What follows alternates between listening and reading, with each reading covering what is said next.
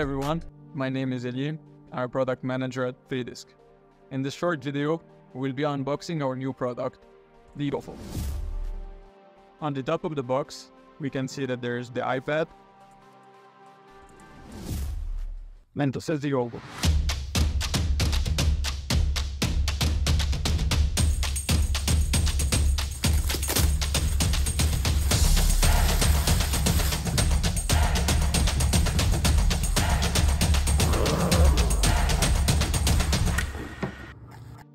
Once we open our case, we can find a quick installation guide for our Disk Clinic software and the scanning path strategy to be followed.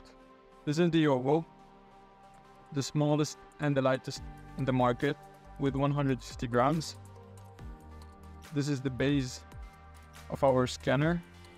We do have the rotating tip of 360 with just a single bulb.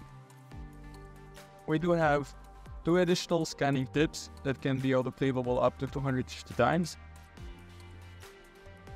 And the power supply that comes with many converters, as you can see.